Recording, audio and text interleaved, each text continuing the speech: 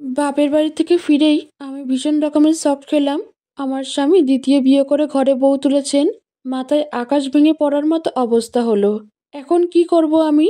আমার স্বামীর কাছে গিয়ে জিজ্ঞেস করলাম, আমি কি এমন ক্ষতি করলাম তুমি আমার সাজানো সংসারটা এভাবে তছনছ করে দিলে? আমার স্বামী আমাকে বলল, দেখো সাইমা, তোমাকে আমার আগের থেকেই পছন্দ নয়, আর তোমার সাথে আমার যায় না। আর আমার নতুন বউ অহনার দিকে একবার তাকিয়ে দেখো, সে কত সুন্দরী। আমার শাশুড়ি তিনিও তার ছেলের সাথে তাল মিলিয়ে বললেন, বৌমা, আকাশের যা ভালো মনে হয় সে তাই করেছে। আর ওর কি দুই বউ পালার মুরদ নাই?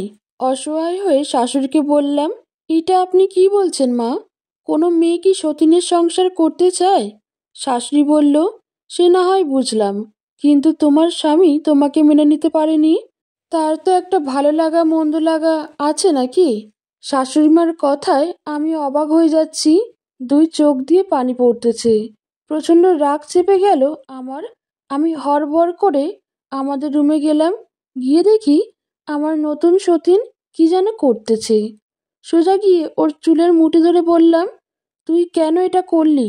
আমার সাজানো সংসারে অশান্তি এনে দিলি।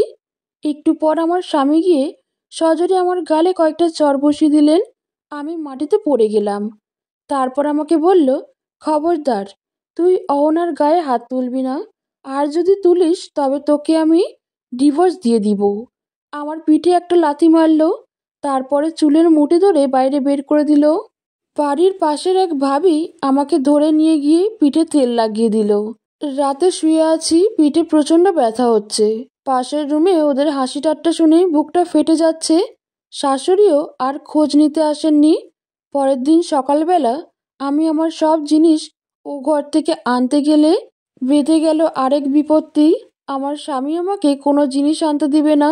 প্রয়োজনে সে কিনে দেবে, তবুও ওগুলো আনতে দিবে না। ওর কথার মাঝে ওর নতুন বউ পাশে দাঁড়িয়েছে। সেটা দেখে ওর প্রতি আমার এতটাই ঘৃণা চেপে গেল যে ওর মুখ দেখার ইচ্ছেই আর নেই। বললাম, আমি আর এই বাড়িতে থাকবো না। সব ছেড়ে দিয়ে বাবার বাড়িতে ফিরে এলাম। বাবা মা অবাক হয়ে বলল, ফিরে এলে যে? তাদের সব খুলে বললাম, কিন্তু তারাও আমাকেই ভুল বুঝলো। বাবা বলেই দিলেন, আমার অতিরিক্ত জেদের জন্যই নাকি আমি সংসার হারালাম। তারপর তাদেরও মান সম্মান নষ্ট করতে নাকি তাদের বাড়িতে এসেছি। বাবার কথা শুনে মনে হলো সত্যি মেয়েদের নিজের কোনো বাড়ি থাকে না। মায়ের দিকে তাকালাম। মাও বলল, তুই স্বামীর বাড়িতে ফিরে যা। তুই কি আমাদের কথাটা একবারও ভাববি না? তোর বাবা তোকে আর কতবার বিয়ে দিবে তুই বল? তাদের কথা শুনে বাধ্য হলাম স্বামীর বাড়িতে ফিরতে। স্বামীর বাড়িতে ফেরার পর শাশুড়ি তেলে বেগুনে জ্বলে গিয়ে বলল, খুব তো বড় বড় কথা বলে চলে গেলে, সেই তো স্বামীর বাড়িতেই ফিরতে হলো। শাশুড়ি মায়ের কথা শুনে আমার স্বামী আসলো আর বলল, খুব তো ঢং দেখিয়ে চলে গেলি। দেখলি তোর বাবা মাও তোকে তাদের কাছে রাখতে চাইলো না। ভেবে দেখছিস তোকে তোর বাবা মাও কতটা ঘৃণা করে? আমার দু চোখ বেয়ে পানি পড়তেছে। আমার স্বামী তো ঠিকই বলল, আমি বাবা মায়ের কাছেও অবহেলার পাত্র। খুব অভিমান হলো তাদের উপর। মনে মনে ঠিক করলাম, মরে গেলেও আর কোনোদিন বাবার বাড়িতে যাব না। রাতে সবাই খাবার খাচ্ছে, আমাকে একবারের জন্যেও কেউ ডাকেনি। এদিকে খিদেই আমার প্রাণটা যায় যায় অবস্থা। ওরা খেয়ে দিয়ে চলে গেল। আমি নির্লজ্জের মতো রান্নাঘরে গিয়ে খাবার বেড়ে নিয়ে খেলাম। তারপর আমার জন্য থাকার ব্যবস্থা হলো শাশুড়ি মায়ের ঘরের পাশে ছোট্ট একটা ঘরে। খুব সকালে ঘুম থেকে উঠে শুনতে পেলাম আমার সতীন আমার স্বামীকে ফিসফিস করে বলছে, কালকে তো ও খুব বড় কথা বলে চলে গেল। ভেবেছিলাম ঝামেলাটা বোধহয় চলে গেল, সেই তো আবার চলে আসলো। আমার স্বামী বলল, আমি তো ভেবেছিলাম সে আর আসবে না। দুদিন পরে গিয়ে সব ঝামেলা মিটিয়ে দিয়ে আসবো। আমার সতীন বলছে ওকে তাড়ানোর ব্যবস্থা না করলে আমি থামবো না। তারপর সে মায়া কান্না শুরু করলো। আমার স্বামী ওকে জড়িয়ে ধরে বলছে, চিন্তা করো না, ওকে খুব তাড়াতাড়ি বিদেয় করে দিব। স্বামীর মুখে এমন কথা শুনে নিজেকে আর ধরে রাখতে পারলাম না। ভেবেছিলাম আমি যত কষ্টই হোক এই বাড়িতে থাকবো, কিন্তু না, সেটা ওরা নিজেরা কখনো চায় না। দুপুরে আমার স্বামী দুটো পাতিল আর একটা কড়াই আমার দিকে ছুঁড়ে দিয়ে বলল, আজ থেকে তুমি আলাদা খাবে, আমি তোমাকে আলাদা করে বাজার করে দিব। ভেবেছিলাম আপদ বিদায় হলো, কিন্তু না, সেই আবার ফিরে আসলে। আমি কিছুই বললাম না, শুধু অপলক তার দিকে তাকিয়ে থাকলাম। সংসারটা তছনছ হয়ে গেল আমার। আর কিছুই থাকলো না। বাড়িতে চেয়ারম্যান আসলো, লোকজন তো আছেই। আমি মাথা নিচু করে সবার মাঝে বসে আছি। আমার সতীন আর শাশুড়ি একসাথে দাঁড়িয়ে আছে। থেকে থেকে আমার শাশুড়ি আমার নামে একটা করে বদনাম দিচ্ছে। চেয়ারম্যান সাহেব, তিনি আমাকে খুব পরোক্ষভাবে দেখতেছেন। তিনি বলতেছেন, আচ্ছা মা, তোমার স্বামীর বিয়ে তুমি মেনে নিতে পারোনি, সেটা ঠিক আছে। কোনো মেয়েই তার স্বামীর ভাগ অন্য কাউকে দিতে চায় না, সেটা আমরা সবাই জানি। কিন্তু তুমি এই অনৈতিক কাজটা কেন করতে গেলে মা? আমি চেয়ারম্যান সাহেবের কথায় উত্তর না দিতেই আমার স্বামী তেড়ে এসে আমার গালে সজোরে থাপ্পড় দিয়ে বলল, এই কলঙ্কিনী, আর কি বলবে? কোনো কিছু বলার আছে কি ওর? আমি তবুও বললাম, আমি কোনো দোষ করিনি, আমি চরিত্রহীন নই। শাশুড়ি বললেন, ও, তার মানে আমি সব মিথ্যা গল্প সাজিয়েছি, তাই না? আমার স্বামী চেয়ারম্যান সাহেবকে বলল, ওকে আমি আর এই সংসারে রাখবো না। চেয়ারম্যান আমার দিকে তাকিয়ে বলল, মা, তোমার স্বামী তোমাকে রাখতে চায় না, তোমার কিছু বলার আছে কি? আমি তখন চেয়ারম্যানের সামনেই স্বামীর জড়িয়ে কান্না শুরু করলাম। আমার এমন সর্বনাশ করো না তুমি। আমি তোমার বাড়িতে চাকরানি হয়ে থাকবো, তবুও তুমি আমাকে এত বড় শাস্তি দিও না। আমার স্বামী তারপরও চেয়ারম্যান সাহেবকে বলল, আমি একে সংসারে আর রাখবো না। চেয়ারম্যান সাহেব সবার মাঝে দাঁড়িয়ে বললেন, যখন সে নিজেই তার বউকে রাখতে চাচ্ছে না, তাহলে এখানে করার কিছুই নেই, কারণ হিতে বিপরীত হতে পারে। আমি এটাই চাই, যে মেয়েটাকে তার প্রাপ্য বুঝিয়ে দিয়ে বিদায় করে দেওয়া হোক। আমার মাথায় আকাশ ভেঙে পড়ল। আমি পারলাম না আমার সংসারটা বাঁচাতে। চেয়ারম্যান সাহেব কাজী সাহেবের কাছে ফোন দিলেন। কাজী সাহেব প্রয়োজনীয় সব কিছু নিয়ে আসলেন। আমার বাবা মাকে ডাকতে চেয়েছিলেন, কিন্তু আমি তাদেরকে আসতে দিতে চাইনি, জন্য তারা আসেনি। উৎসুক জনতা আমার দিকে তাকিয়ে, অনেকের চোখেই পানি। তারাও হয়তো চায়নি আমি এ বাড়ি ছেড়ে চলে যাই। কাজী সাহেব সব কাগজপত্র তৈরি করে নিচ্ছেন। আমার পাশে সেই ভাবি এসে বসলেন, যিনি সেদিন আমার পিঠে তেল লাগিয়ে দিয়েছিলেন। তার বসা দেখে আমার শাশুড়ি তার সাথে রেগে গিয়ে বললেন, অত কিসের ভাব গো তোমার ওর সাথে? ভাবি বললেন, চাচি, মেয়েটা আজকেই চলে যাবে, আর কোনোদিন ওর দেখা পাবো কি না? বলে ভাবি কেঁদে উঠলেন। ভাবি কেঁদে উঠল, তারপরে আমার মাথাটা তার বুকের সাথে লাগিয়ে নিয়ে বলল, তোর কপালে এটাই ছিল রে বোন। আমার মুখ দিয়ে আর কোনো কথা বের হচ্ছিল না, শুধু ভাবির দিকে অপলক তাকিয়ে থাকলাম। আজ আমার কপাল পুড়ে ছাই হয়ে যাচ্ছে। অনেক লোক সেই কপাল পোড়ার গন্ধ পেয়ে চলে এসেছে নেভাতে, নয় সেটা দেখার জন্য। মনে মনে ঠিক করলাম, বাবার বাড়িতে যাব না, আমি অন্য কোথাও চলে যাব। খুব অভিমান জমা হয়েছে বাবা মায়ের উপর। আমি কোনো অন্যায় করিনি, তারপরও মিথ্যা অভিযোগ চাপিয়ে আমাকে বিদায় করা হচ্ছে। আল্লাহ একদিন এর সঠিক বিচার করবেই, আর আল্লাহর দুনিয়ায় আমারও থাকার জায়গার অভাব হবে না। কাজী সাহেবের ডাকে আমার কল্পনা সরে গেল। তিনি বললেন, মা, তোমার কোনো আপত্তি আছে? মাথা নাড়িয়ে বললাম, না, আমার আপত্তি কিংবা অভিযোগ কিছুই তাদের উপর নেই।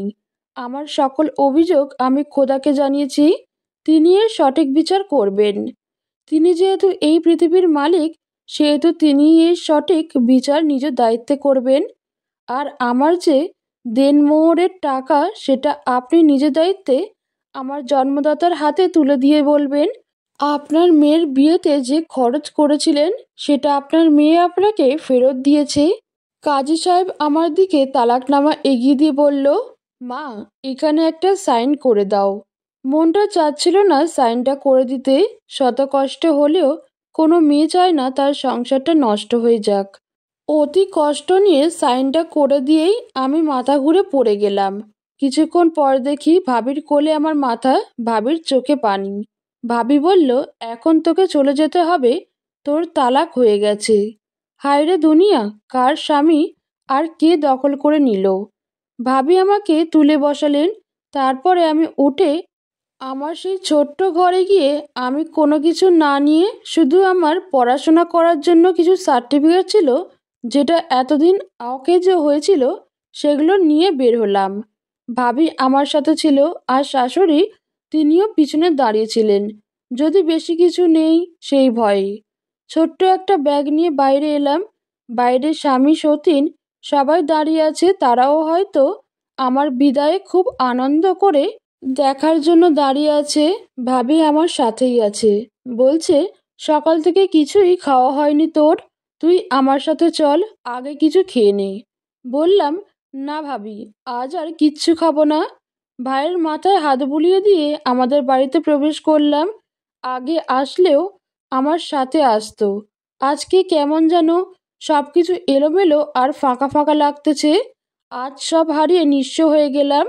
ঘরে ঢুকে মাথাটা ঝিমিয়ে এলো। এই বুঝি মাথাটা ঘুরে মেঝেতে পড়ে যাব। কোনো রকমে বিছানায় গিয়ে শুয়ে পড়লাম। চোখ জোড়া বুজে আসছে। না, এটা শান্তির ঘুম না, এটা অশান্তির ক্লান্তি। যে ক্লান্তির গ্লানি এখন সারা জীবন বয়ে বেড়াতে হবে। আমি হলাম সংসার খাওয়া মহিলা, এটা ভাবতেই হু হু করে কেঁদে উঠলাম। বাবা মা দৌড়ে আমার রুমে আসলো। মা আমায় জিজ্ঞেস করলো কি হয়েছে মা।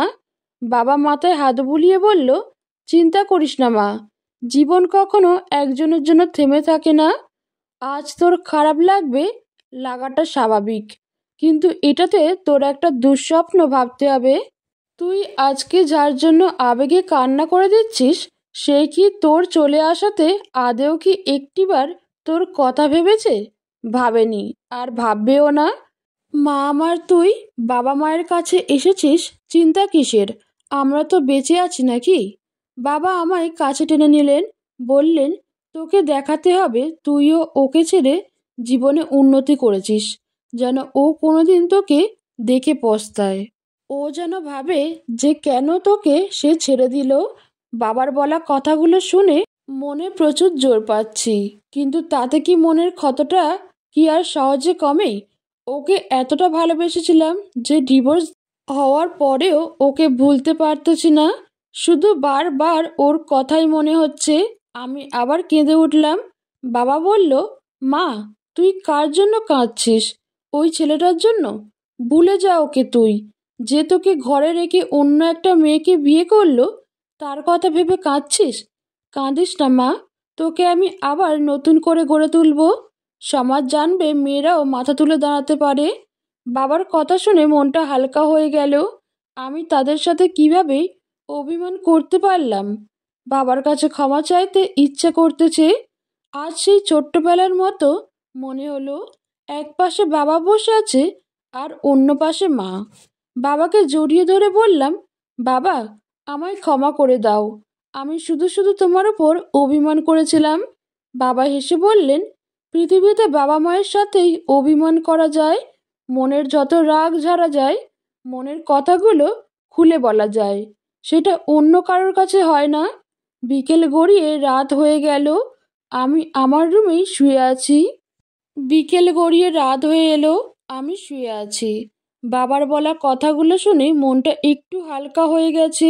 বুকের পাথরটা সরলেও যন্ত্রণা এখনো কমেনি। কি থেকে কি হয়ে গেল এটাই ভাবতেছি। ছোট্ট ভাই রুমে আসলো, বলল, আপু একটা কথা বলবো। বললাম, বল, কি বলতে চাস? সে বলল, আপু আমি আর আমার বন্ধুরা মিলে ওকে মারার প্ল্যান করেছি। বললাম, ভাই তার দরকার নাই, ঘরে ওর নতুন বউ আছে, একটা মা আছে, ওর কিছু হলে ওদের কি হবে? ভাই বলল, তুই এখনো ওদের নিয়ে এত কিছু ভাবতেছিস, যারা তোর এত বড় সর্বনাশ করলো? বললাম, ওই উপরে একজন থাকে, তিনি এর বিচার সঠিক সময়েই করবেন। ভাই তুই এই পাপ কাজটা করিস না, হাজার হলেও সে তোর বয়সে বড় হয়, তাকে মারপিট করলে তোর ভবিষ্যৎ খারাপ হয়ে যাবে। ভাই শুধু আমার দিকে তাকিয়ে চুপচাপ কথা শুনে যাচ্ছে। ভাই আমার কাছে বসে বলল, তুই মানুষ নাকি অন্য কিছু রে? কেমনে ওরা এই কাজ করতে পারলো? বললাম, সে সুন্দরী বউ পেয়েছে, আমি তো আর অত সুন্দরী নই, তাই সে আমাকে ছেড়ে দিল। মা খাবার নিয়ে আসলো, ভাই আর আমি খেয়ে নিলাম। ভাই বলল, আয় টিভি দেখি। বললাম, না ভাই তুই দেখ, আমার কিছু ভালো লাগতেছে না। ভাই চলে গেল, আমি শুয়ে পড়লাম। বিছানায় শুয়ে শুধু তার কথাই বারবার মনে হতে লাগলো। চোখ দিয়ে অঝরে পানি পড়া শুরু হলো। পাশের রুমে বাবা মা আমাকে নিয়ে কথা বলতেছে। সারা রাত পার হয়ে গেল, চোখের পাতা আর এক করতে পারেনি। সকালে ঘুম থেকে মা উঠে এসে আমার রুমে আসলো। আমার চোখ ফোলা দেখে মা বুঝে গেল আমি সারা রাত ঘুমাইনি। মা রেগে গিয়ে বলল, ওই বেয়াদব ছেলেটার কথা ভেবে সারা রাত কেঁদেছিস তাই না? তোরা আজকালকার ছেলেমেয়েরা পারিসও বটে। বাবা আসলো, বলল, কি হয়েছে? মা বলল, তোমার পাগলি মেয়ে সারা রাত নির্ঘুম কাটিয়ে কেঁদে কেঁদে চোখ ফুলিয়েছে। বাবা বলল, তুই ওকে ভুলে যা মা, ভেবে নে ওটা তোর দুঃস্বপ্ন ছিল। মাকে বলল, তুমি আজ থেকে ওর সাথে ঘুমাবে, মেয়ে কষ্ট পাবো সেটা আমি চাই না। বাবা বলল, মা তোর কলেজের কাগজপত্রগুলো দে, আমি আজকের কলেজে গিয়ে তোর ভর্তির ব্যাপারে আলাপ করব। আমি তোকে এবার আলাদাভাবে গড়ে তুলব, তোর একটা চাকরির ব্যবস্থা করব, দেখবি হাজারো ছেলে তোর জন্য লাইন দিয়ে থাকবে। বলে বাবা হো হো করে হাসলেন। বুঝলাম বাবা আমাকে হাসাতে চাইছে। চুপ করে থাকলাম। মা আমার পাশে আছে, আমার পাশে মা বসে আছে। বাবা বাইরে গেল। মা আমাকে বলল, দেখ মা, তোর বাবা যখন চাইছে তুই বাকি পড়াশোনাটুকু শেষ কর, তাহলে সেটাই কর তুই, না হলে তোর বাবা মন খারাপ করবে। মাকে বললাম, মনটা তো আর কিছুই করতে চায় না মা, তারপরও বাবা যখন চাইছে বাকি পড়া শেষ করতে, আমি চেষ্টা করব। এদিকে খাবার রেডি। মা গিয়ে বাবাকে ডাকে, আমাকে সাথে করে খাবার দিলেন। আমি খাওয়া ছেড়ে বাবার মুখের দিকে তাকিয়ে আছি। বাবা আমার দিকে তাকিয়ে বললেন, কিরে মা, খাচ্ছিস না কেন? আর ওই সব বাজে চিন্তা বাদ দে, নতুন দিনের সূচনা করতে হবে, মনের মধ্যে আবার উদ্যমতা সৃষ্টি কর। আমি পাশে আছি, আবার নতুন আলোয় আলোকিত হোক তোর জীবন। বাবা খাওয়া শেষে বেরিয়ে গেলেন আমার ভর্তির উদ্দেশ্যে। এদিকে বাইরে কিছু মহিলার উপস্থিতি অনুভব করলাম। খাওয়া শেষে বাইরে বের হয়ে দেখি বেশ কিছু মহিলা আমাদের প্রতিবেশী, তারা দাঁড়িয়ে আছে। যেই না ঘর থেকে বের হলাম অমনি তারা নানান কথা জিজ্ঞেস করা শুরু করলো। কেউ বলল আমার স্বামীকে খুশি করাতে পারেনি, আবার কেউ বলল পুরুষ মানুষের কথা মেনে চলতে হয়, না হলে এরকম বাপের বাড়িতে পচে মরতে হয়। তাদের কথা শুনে আমার চোখ চিকচিক করে উঠল। মা আমার দিকে তাকিয়ে তাদেরকে বলল, দেখো তোমরা এসব কেন বলছো? আমার মেয়েটা সদ্য একটা পরিস্থিতির শিকার হলো, আর তোমরা এসব বলার জন্য এসেছো? ছি, তোমরা মানুষ নাকি অন্য কিছু? লজ্জা করে না তোমাদের এসব বলতে? আজ আমার মেয়ের এমন হলো, কাল যদি তোমাদের মেয়ের একই রকম অবস্থা হয় তাহলে কি হবে? মায়ের কথা শুনে মহিলাগুলো চলে গেল। আমি রুমে গিয়ে শুয়ে আছি। মা পাশে বসলো। মাকে বললাম, মা তুমি বাবাকে বলো আমি আর কলেজে ভর্তি হব না। মা রেগে গিয়ে বললেন, খবরদার এসব বলবি না, তোর বাবা শুনলে মন খারাপ করবে। কয়েকজন মহিলার কথা শুনে তুই জীবনের গতি থামিয়ে দিবি? এটা হতে পারে না। আমি কেঁদে দিয়ে বললাম, তাহলে আমি কি করব মা? সবাই আমার দিকে আঙুল তুলে কথা বলছে, আমার জন্য তোমাদের সম্মানে আঘাত লাগছে। আমি অপয়া মা। মা আমার মুখ চেপে ধরে বলল, এইসব বলিস না মা, তুই আমাদের আদরের মেয়ে, এইসব বলিস না, বুকটা ফেটে যায়। মা আমাকে বুকের সাথে জড়িয়ে ধরে বলল, বাবার কথা মতো চল, দেখবি এরাই তোকে একদিন প্রশংসায় ভাসিয়ে দিবে। বেলা গড়িয়ে দুপুর হলো। মা বলল, গোসল করে নামাজ পড়, এখন থেকে নামাজ পড়বি। কিছুক্ষণ পরে বাবা আসলো। কিছুক্ষণ পরে বাবা আসলেন। মা বাবা কাছে গেল। মা বাবাকে জিজ্ঞেস করলো, সব ঠিক আছে তো? বাবা বললেন, সব ঠিকই আছে, যদি আমার মেয়ে এখন পড়াশোনায় একটু মনোযোগী হয় তাহলেই সব ঠিক হয়ে যাবে। বাবা আমার রুমে আসলেন, পাশে বসে বললেন, মা, তোর ভর্তির ব্যবস্থা হয়ে গেছে। বাবাকে বললাম, আমার আর কি হবে পড়াশোনা করে? বাবা, আমি তো অপয়া। যার স্বামী তাকে ডিভোর্স দেয় সে কি কখনো ভালো হয়? বাবা বললেন, কেউ কিছু বলেছে? মা পাশে থেকে বলল, পাশের বাড়ির মহিলারা এসেছিল, তারাই বলেছে। বাবা বললেন, আচ্ছা, যে যাই খুশি বলুক, সমস্যা নেই, একদিন ওরাই এসে প্রশংসা করবে। বাবাকে বললাম, ভর্তির কি হলো বাবা? তিনি বললেন, সব হয়ে গেছে, তোকে অনার্সে নেয়নি, তবে ডিগ্রি তো নিয়েছে। কিছু বললাম না, শুধু বাবার মুখের দিকে তাকিয়ে থাকলাম। বাবা চলে গেল। হয়তো এইভাবেই আমার নতুন জীবনের সূচনা হলো। বাবা বিশ্রাম নিতে তাদের রুমে চলে গেল। আমি একা একা রুমে শুয়ে আছি। ভাই রুমে আসলো, বলল, আপু, বাবা নাকি তোকে কলেজে ভর্তি করিয়ে দিয়েছে। মাথা নাড়িয়ে হুম বললাম। সেও খুশি হলো, বলল, তোর কলেজ আর আমার স্কুল তো পাশাপাশি, একসাথে যাব কেমন? বললাম, আমি যে ক্লাসে পড়বো সেখানে বেশি না গেলেও চলে রে ভাই। ভাই শুধু বলল, যাই হোক, তুই আবার আগের মতো হয়ে যা তো আপু, মন খারাপ করে থাকিস না, ভালো লাগে না। যদি হাসি খুশি থাকিস, দেখিস ওকে একদিন মারতে মারতে হাত পা ভেঙে দেব। ভাইয়ের এমন কথা শুনে মনে হলো তার উঠতি বয়স, যদি কিছু করে ফেলে। তাই হালকা হেসে বললাম, আমার ভাই দেখি অনেক বড় হয়ে গেছে রে। হুম। ভাই চলে গেল। বাবা আসলো, বললেন, মা, কালকেরে একবার কলেজে গিয়ে ঘুরে আয়, ভালো লাগবে। জীবন কখনো একজনের জন্য থামে না। তুই ওকে দেখিয়ে দে, ও বুঝুক ও তোর যোগ্য নয়। বাবা চলে গেল বাইরে। সন্ধ্যা গড়িয়ে রাত হয়ে আসলো। আমার ডিভোর্সের মাত্র একদিন হয়ে গেল, তাতেই বাবা আমাকে নিয়ে এত কিছু করতে চাচ্ছে। জানি না আমি তার আশা পূরণ করতে পারবো কি না। রাতের বেলা বাবা বাড়িতে এসে আমার রুমে আসলেন। তার হাতে কিছু টাকা দেখলাম। বাবা বলল, মা, ওরা এই টাকাটা তোর দেনমোহর বাবদ ফেরত দিয়েছে। টাকাটা দেখে হাউ মাউ করে কেঁদে উঠলাম আমি। তারপরে বাবা পাশে বসে বললেন, মারে, কি করবি বল? ওরা যে এতটাই খারাপ সেটা কি আর জানতাম? তারপর টাকাগুলো আমার হাতে দিলেন। বললাম, বাবা, তুমিও আমাকে পর করে দিলে? বাবা টাকাগুলো আমার হাতে দিয়ে বললাম, বাবা, তুমিও আমাকে পর করে দিলে? বাবা অবাক হয়ে তাকিয়ে থেকে বললেন, কেন রে মা, তুই পর হতে যাবি কেন? বললাম, তাহলে তুমি টাকাগুলো আমার হাতে দিতে গেলে কেন? বাবা, তুমি এগুলো তোমার কাছে রেখে দিয়ে যা খুশি করো। বাবা আমার মাথায় হাত বুলিয়ে বললেন, পাগলি মেয়ে একটা। বাবা টাকাগুলো মাকে দিয়ে বললেন, টাকাগুলো আলমারিতে রেখে দাও। বাবা বললেন, তুই এখন কাল থেকে কলেজে যেতে পারবি, সব ব্যবস্থা হয়ে গেছে। এভাবে বেশ কিছুদিন, প্রায় 1 বছর চলে গেল। অনেক লোকে অনেক কথা বললেও আমি আর আগের মতো তার কথা ভাবি না। মোটামুটি পড়াশোনা নিয়েই নিজেকে ব্যস্ত, যতটা পারি ব্যস্ত রাখি। আস্তে আস্তে তাকেও ভুলে যাচ্ছি, আমার বন্ধুর মতো বাবার কারণ এটা সম্ভব হয়েছে।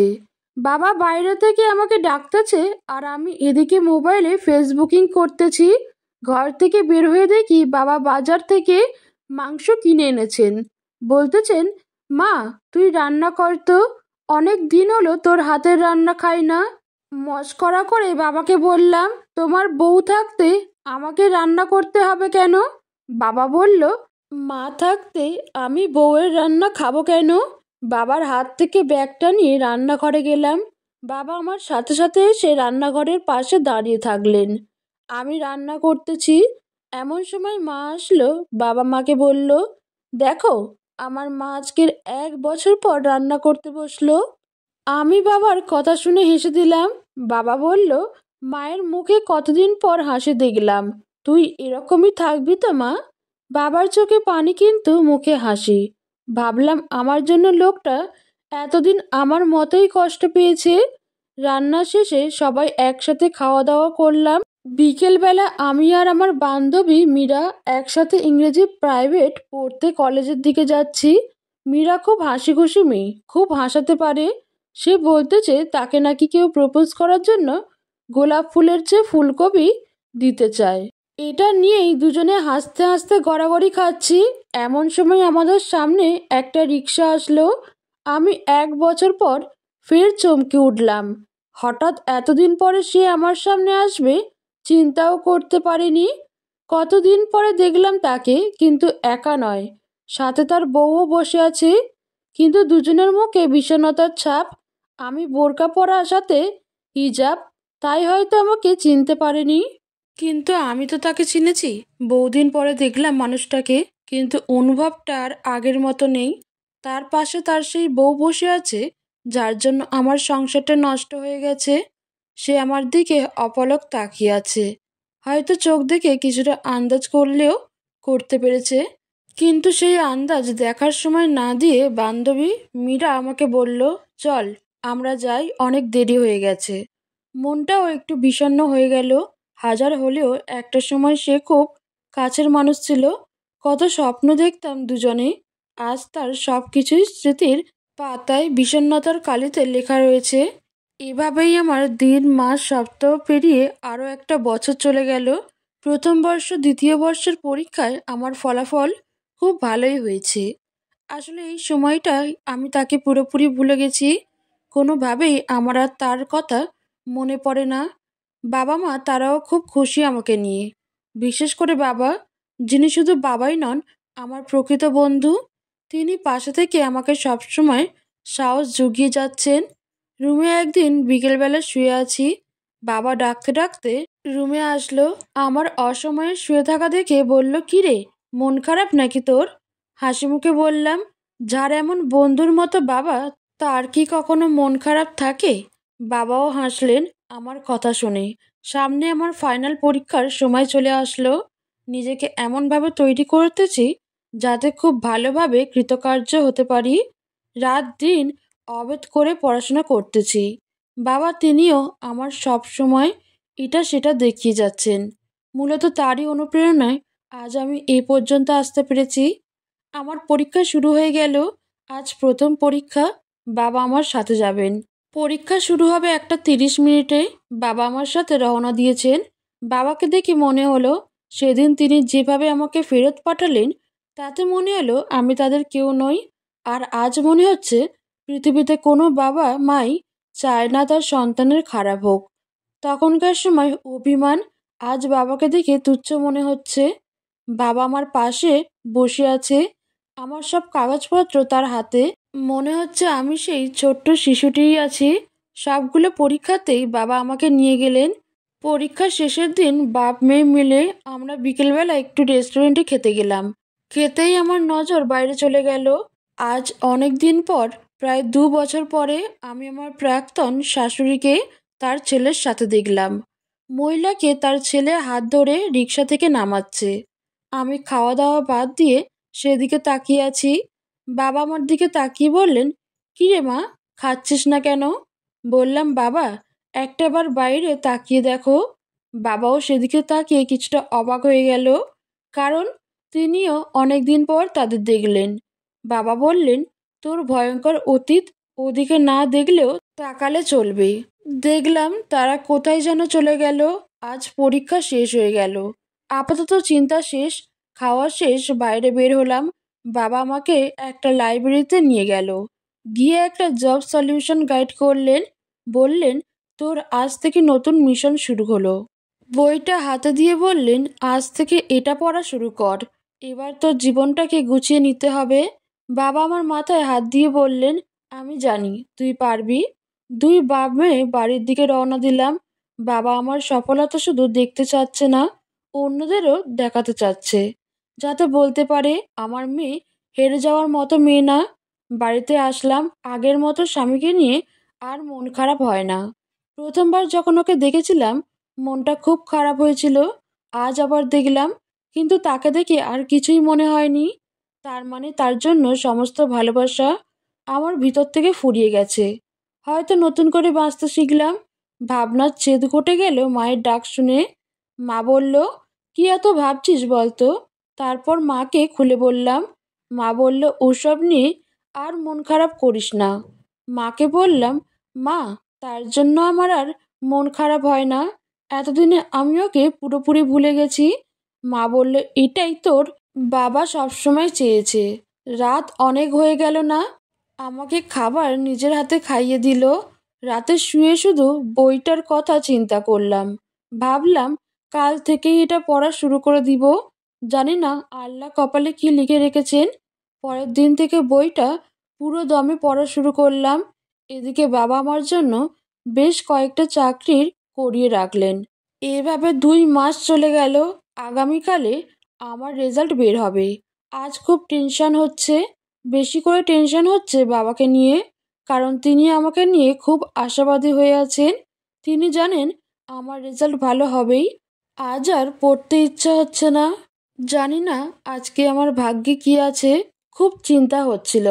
বাবা মা আমার বিষণ্ণতার ছাপ দেখে বলল, কোনো চিন্তার দরকার নাই। যেটা হওয়ার হবে। তার জন্য চিন্তা করে যেন অসুস্থ হয়ে না পড়ি। এদিকে ছোট ভাই মোবাইল হাতে নিয়ে বসে আছে। সময় 2:30। এখন হয়তো অনলাইনে রেজাল্ট এসে গেছে। ভাই আমার রেজিস্ট্রেশন নাম্বার দিয়ে রেজাল্ট মিলিয়ে দেখতেছেন। ভাইয়ের মুখে খুশির আভা দেখলাম। বলল, আপু তুই 3.20 পেয়েছিস, জিপিএ 4-এর মধ্যে। মুহূর্তের মধ্যে আমার বাবার দিকে দেখলাম। তিনি আমার কাছে এসে খুশি মুখে বলতেছে, মা আমি জানতাম তুই ভালো কিছু করবি। আমার মা আমার পাশে বসে কাঁদো কাঁদো গলায় বলল, এটা আমারও বিশ্বাস ছিল আমাদের মেয়ে ভালো কিছু করবে। বলে তিনি আমার কপালে চুমু খেলেন। বাড়ির পাশের কিছু মহিলা আসলো আমাদের বাড়িতে। হঠাৎই তাদের মধ্যে একজন বলে উঠল, সংসার খেয়ে এসে বসে আছে, কি হবে এত পড়াশোনা করে। মুহূর্তের মধ্যে আমার মনটা খুব খারাপ হয়ে গেল। বাবা তাকে বলেই বসলেন, আমার মেয়ে সংসার হজম করুক, তাতে তোমার কি। মহিলা বিড়বিড় করতে করতে চলে গেল। বাবা কাছে আসলো, বলল, খবরদার মা, এই সমস্ত ভাইরাসের কথা শুনে তুই কখনো মন খারাপ করবি না। এরা কখনো অন্যের ভালো সহ্য করতে পারে না। এরা অন্যের দুঃখে খুশি হয়। জানিস মা, তোকে নিয়ে আজ আমার খুব গর্ব হচ্ছে। বাবার কথা শুনে সাহস পাচ্ছি। খুব করে পড়াশোনা করতেছি। কিছুদিন পর আমার একটা চাকরির পরীক্ষার গার্ড অনলাইনে চলে আসলো। রাত দিন অভেদ করে পড়াশোনা করতেছি। জানি না বরাতে কি আছে, কিন্তু আমি হাল ছাড়ি না। খুবই মনোযোগ দিয়ে পড়াশোনা চালিয়ে যাচ্ছি। আমার জীবনে ভালো দিন আসলেও আসতে পারে। বাবা ভাইকে দিয়ে পরীক্ষার প্রবেশপত্র আনিয়েছেন। আর মাত্র একদিন পর আমার রিটার্ন পরীক্ষা। বাবা বলতেছে, মা তুই আজকের আর পড়া পড়িস না। পরীক্ষার আগের দিন বেশি পড়লে সব ভুলে যাবি। বাবার কথা শুনে আর বেশি পড়লাম না, ঘুমিয়ে গেলাম। পরের দিন সকালে ঘুম থেকে উঠে বাবার সাথে চলে গেলাম আমার পরীক্ষা কেন্দ্রে। সেখানে অনেক পরীক্ষার্থী দেখে প্রচণ্ড ভয় হলো। এতজনের মধ্যে আমার সুযোগ হবে তো? আমি পারবো তো? বাবা আমার প্রশ্নবিদ্ধ মনোভাব বুঝে গেলেন। বললেন, চিন্তার কোনো কারণ নেই মা, তোর প্রশ্ন কমন পড়বেই, তুই পেয়ে যাবি। তারপরও চিন্তা হচ্ছে। কিছুক্ষণ পরে বেল বাজানো হলো। আমরা কেন্দ্রের মধ্যে প্রবেশ করলাম। কক্ষে প্রবেশ করে নিজের আসনে বসে খোদাকে স্মরণ করলাম। পরীক্ষা শুরু হলো, মোটামুটি ভালো দিলাম। কয়েকটা অঙ্ক নিয়ে সমস্যা হলেও অন্যগুলো ভালোই দিলাম। পরীক্ষা শেষ, আমি বাইরে বেরিয়ে এলাম। বাবা দাঁড়িয়ে আছে। বাবা আমাকে দেখে পরীক্ষা কেমন দিলাম সেটা জিজ্ঞেস করলো। তারপর তিনি হিসেব করলেন, মোটামুটি 70 নম্বরের মতো আমার সঠিক হয়েছে। বাবা বললেন, চিন্তা নেই মা, তুই টিকতে পারবি। আমরা বাড়িতে ফিরতেই কোনো এক কাকিমা বলল, কত ঢং দেখবো তালাকি মেয়েকে নিয়ে বাপে কেমন শুরু করে দিয়েছে। বাবা আমাকে বললেন, শক্ত হয়ে থাক মা, এর যোগ্য জবাব একদিন আমরাই দেব। বাবার চোখে দেখলাম খুশির রেখা। বাবা মহিলাকে কিছুই বললেন না। বাবা আর আমি আসলাম। বাড়িতে এসে শুয়ে আছি, মাথাটা ঝিমঝিম করতেছে। ভাই আমার পাশে বসে পরীক্ষার খবর নিচ্ছে। মা ভাইকে বলল, পরে শুনিস, এখন যা, ও একটু আরাম করুক। আমার ডিভোর্সের পর থেকেই বাবা মা আমার প্রতি বেশি খেয়াল রাখছেন। বাবা আরও বেশি। 1 মাস পর রেজাল্ট হলো। বাবা আমার রোল নিয়ে বাজারে কম্পিউটারের দোকানে গেলেন। গিয়ে দেখলেন আমি রিটার্ন পরীক্ষায় টিকে গেছি, ভাইবা পরীক্ষায় কার্ড পেয়েছি। বাবা বাড়িতে এসে আমাকে বললেন, মারে তোর ফলাফল ভালো, তুই ভাইবা পরীক্ষায় সুযোগ পেয়েছিস। বাবার মুখে কথাটা শুনেই মা পাশে থেকে 2 হাত তুলে খোদার কাছে প্রার্থনা করলেন। বললেন, আল্লাহ, আমার ডিভোর্সি মেয়েটার পাশে তুমি নিজেই থেকো। মাবুদ, সে যেন চাকরিটা পেয়ে যায় বলে হু হু করে কেঁদে দিলেন। বাবা মাকে বলল, কেঁদো না, সকল কান্নার সমাধান করার চেষ্টাই করতেছি। আল্লাহ চায় তো আমার মেয়ে সফল হবেই। সমাজকে দেখাবো আমার মেয়ে একজন যোগ্য মেয়ে। অন্যদের মতো ভেঙে পড়ার মানুষ আমার মেয়ে নয়। সবাই জানবে বাবা মা পাশে থাকলে ছেলে মেয়ের জীবন কখনো নষ্ট হয় না। বাবা আমার কাঁধে হাত রেখে বলল, তুই আমার সম্মান রক্ষা কর মা। কয়েকদিন পর আমার ভাইবা পরীক্ষার তারিখ মোবাইলে SMS এর মাধ্যমে জানানো হলো। ভাইবার জন্য খুব ভালো করে প্রস্তুতি নিচ্ছি, যেন ভালোভাবে দিতে পারি। একদিন ভাইয়ের সাথে বাজারে গিয়েছি। হঠাৎ সে আমার সামনে আসলো। বুঝতেছি না বারবার কেন এই মানুষটা আমার সামনে পড়ে। হঠাৎ তাকে দেখে চমকে উঠলাম, কারণ এবার আমি হিজাব ছাড়াই ভাইয়ের সাথে বাজারে গিয়েছি। হঠাৎ সামনে পড়ায় সে আমার দিকে অপলক তাকিয়ে আছে। আমি একবার তাকেই চোখ ফিরিয়ে নিলাম। তাকাতে পারিনি তার দিকে। তাকে দেখলেই পুরনো কথাগুলো খুব মনে পড়ে যায়। সে তো আমার মুক্তি পেয়ে এখন সুখেই আছে, তাহলে আমি কেন তার কথা ভেবে কষ্ট পাবো? দরকার নাই। আমি ভাইকে নিয়ে অন্য দোকানে গেলাম। ভাইও বোবার মতো আমার সাথে চলল। সেও তাকে দেখে অবাক হয়ে গেছে। অন্য দোকানে গিয়েও আর মনটা টিকছে না। সেখানে গিয়ে আর চোখে দেখলাম সে তাকিয়েই আছে। ওর চোখ দুটো দেখলেই মায়া লাগে। হাজার অপরাধ করলেও মনে হয় মাফ করে দেই। মনটা আর কিছুই চাচ্ছে না। ভাইকে নিয়ে বাড়ির পথে রওনা দিলাম। ফেরার সময় ভাই বলল, আপু, তুই এখনো ওকে দেখলে এত উদাস হয়ে যাস কেন বলতো? ভাইয়াটাও আমার বড় হয়ে গেছে, সবই বোঝে। বললাম, ছাড় না ভাই ওর কথা। বাড়িতে চলে আসলাম। মা আমার গোমরা মুখ দেখে জিজ্ঞেস করলো, কি হয়েছে মা? ভাই সব বলে দিল। মা এসে বলল, তুই কি রে মা বলতো? তুই তো ওর পা পর্যন্ত ধরেছিলি সংসারটা করার জন্য, কিন্তু ও তোকে রাখলো বলতো? শুধু বললাম, থাক না মা। আমি রুমে গেলাম, গিয়ে বইগুলো বের করলাম। সামনে ভাইবা পরীক্ষা আছে, জানি না কপালে কি আছে। বিসমিল্লা বলে বইটা হাতে নিলাম।